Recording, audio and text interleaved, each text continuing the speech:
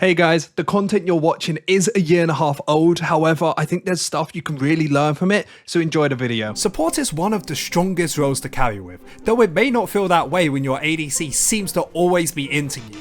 While support can get frustrated to play sometimes, learning to roam can help you carry and win games, and we will show you how.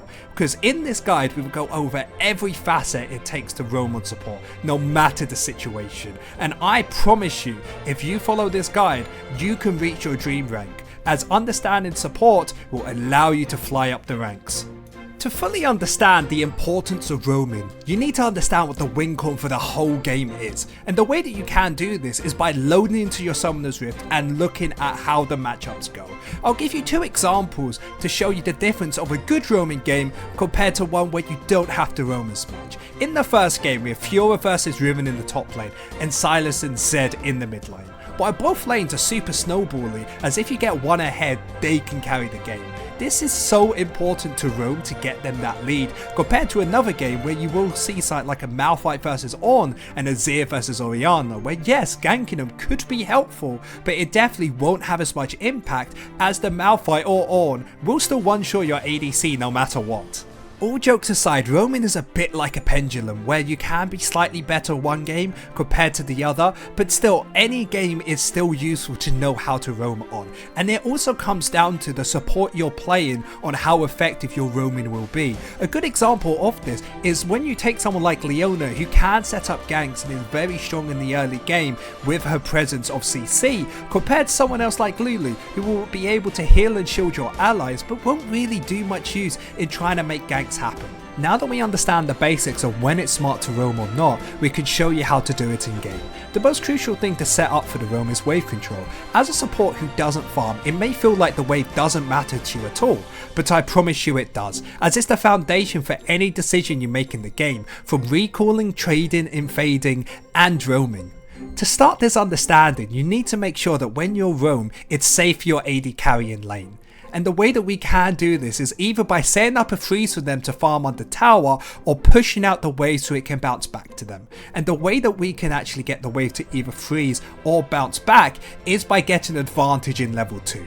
The way that we do this is by helping hitting the minions to kill the first minion wave in the first 3 melees, and I promise you, if you help hit these minions without killing them, you will be one of the best supports under Diamond, as this is something that no supports like to do. If everything has gone to plan, you should be level 2 now, which means you should have one more ability than the enemies, meaning you'll win out on fights. But the most important thing to do is slowly stand in front of the minions and allow your ADC to last hit this, as you want to wait for the cannon wave to come in and then crash that under tower. The reason you want to do this is the cannon is tankier than any other minion, meaning it's going to take longer to clear and bounce back to you, which allows your AD carry to find their reset, come back to lane and lose nothing, and you can go for your first roam towards the mid lane.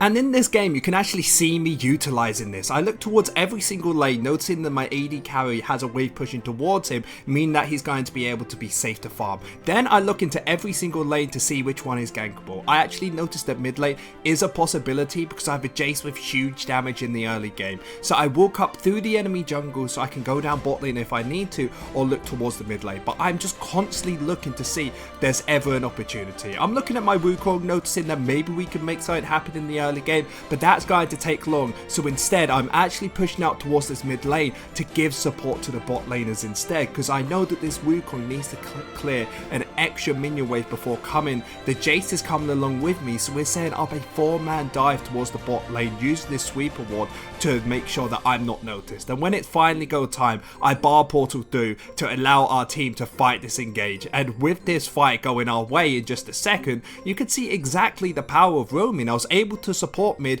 get them to push out the wave to find this fight where we have numbers advantage to win out. So very small things you can do in the game can make huge differences on how this game turns out. Winning out in a big fight can be super useful for roaming support, but it really matters at the end of it what you do, as when you know one of your lanes is super far ahead you could play through them. So for example, in this game we know that the Jace got a double kill, so you try and re-look for that lane to keep pushing them further and further ahead. ahead, and when they've got so far ahead, you don't just leave to support other lanes, you try your best to help them win the game. And the way that you can win games is by trying to grab up these objectives, maybe a dragon, maybe a rift tail, something like this, to get some more gold into your pocket, or gets you the dragon soul, as when you have a big objective that you're able to take, the amount of power it gives you should allow you to push into the enemy jungle, start choking them out, and get you the victory. With everything I've said into this video, it can get kind of difficult to understand what to do exactly every game, so just follow these simple steps in your next solo queue game.